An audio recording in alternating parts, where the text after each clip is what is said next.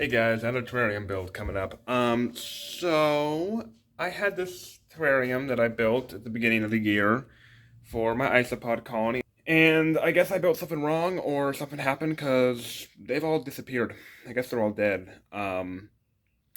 But opportunity knocks, I guess. So we're gonna redo the terrarium for a different species, which I'll be revealing later in this video. Although it's probably in the video title, so you probably already know what it is.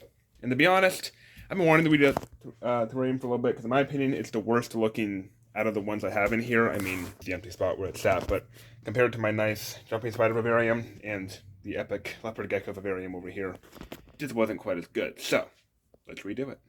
So I've salvaged pretty much all the interesting pieces out of here. The rest of this, I'm just going to dump it out, and then I got to clean the whole thing out, and we can start afresh.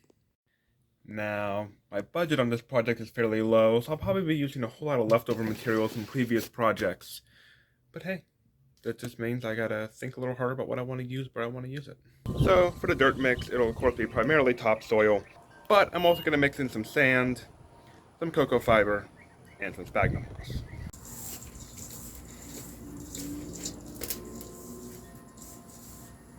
So, I've got some gathered supplies. Let's get to work. Alright. First up, we'll be doing our drainage layer of sand.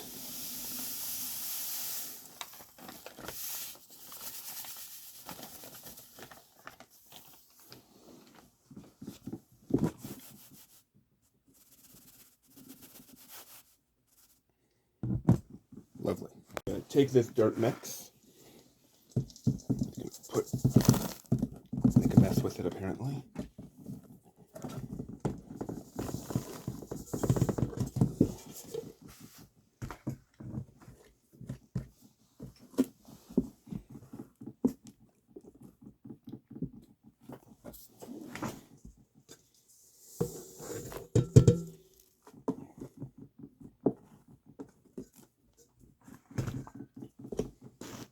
Alright, this is looking nice. Let's start hardscaping.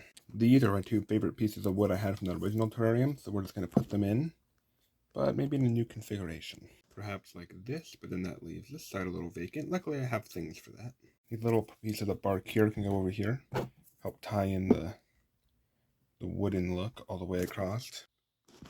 I think that looks nice, but I have some more wood still. I don't know. I found this branch and I like it, so let's just see if I can fit it in here.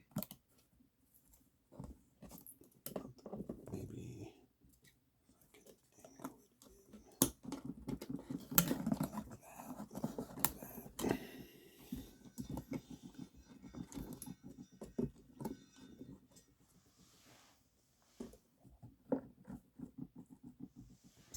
and I can't lie, I feel like that looks pretty cool. Time to add a little pop of green. I think this lovely shingle plant should make a nice addition to this vivarium. Alright, I put this plant in, dried out with some sphagnum moss for extra moisture retention, and I think it's looking pretty good, but I've also got some moss.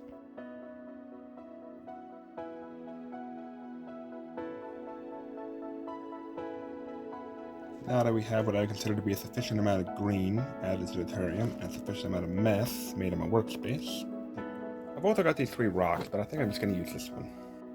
And nestled it into the background, and I think the gray just kind of contrasts everything in here. Nice. Of course, we can't not have leaf litter, that's just not a thing.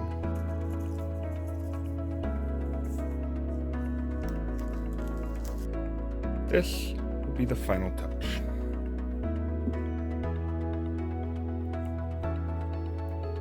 Perfect. Now to help with bioactive cleanup work, I've got some lovely little springtails that we're going to put in.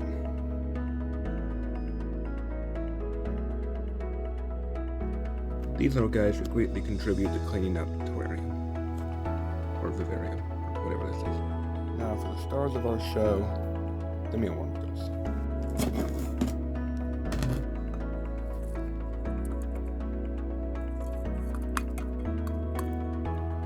As I have more mealworms that turn into beetles before I get a chance to feed them to anyone, I'll add them in here as well. While this process is relatively quick, it still made me sad seeing this blank spot next to Wilson's tank, so I'll be happy to get this tank moved in as soon as possible.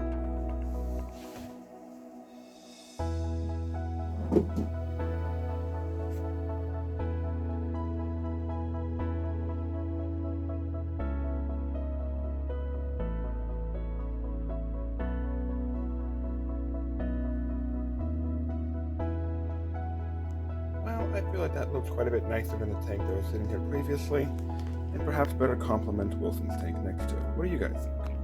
Well, this is definitely a fun little build. It looks very nice sitting here. I'm going to enjoy looking at it while I'm in here, doing homework and stuff. So, I'm Wolf Johnson. We will have fun on this episode. See you again soon.